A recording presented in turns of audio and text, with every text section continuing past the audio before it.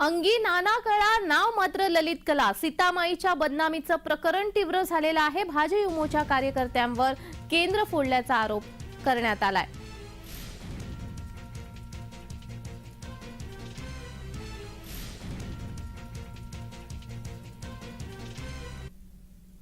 तर या संदर्भात बातचीत केलेली आहे आमचे प्रतिनिधी रोहन कदम यांनी। पाहूयात।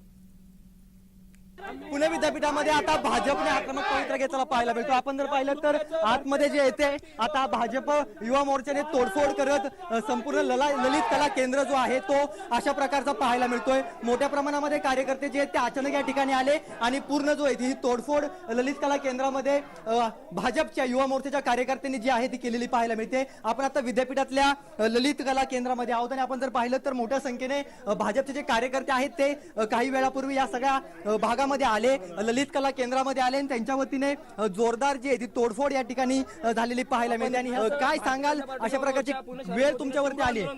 आता प्रशासन काहीच कायदेशीर त्यांच्यावर काही हे घेत नाहीयेत। आता जिथे आम्ही सीताला आई समान मानतो, सीता मा म्हणतो, अशा सीता माला ह्या प्रकारे ते अपमानित करतात, हे खूप घाणेरडं आणि लाजिरवाणं। मोठी पोलिसांना देखील जी आहे धावपळ करावी लागलेली होती आणि आता जयश्रामचे धार लागतात। अशा प्रकारची वेळ तुमच्यावरती आलेली आहे, तोडफोड केली तुम्ही। खरंच तर अशा प्रकारची आंदोलन करण्याची वेळ या महाराष्ट्रात आमच्या ही खरं दुर्दैवी गोष्ट आहे। याच्या पुढे जर अशा प्रकारचे कृत्य जर घडले तर भारतीय जनता पार्टी युवा मोर्चाच्या वतीने आम्ही तीव्र आंदोलन करू आणि या विद्यापीठ प्रशासनाला आम्ही एक इशारा देतो की याच्या पुढे अशी गैरकृत्य घडू नये, नाहीतर आम्ही यापुढे याच्यापेक्षाही घातक आंदोलन आम्ही ठिकाणी करू। त्यामुळे पोलिसांसमोरची मोठी जी आहे ती धावपळ केल्या सगळ्या विद्यापीठाच्या परिसरामध्ये सध्या पाहायला मिळते। रोहन कदम, जय महाराष्ट्र न्यूज, पुणे।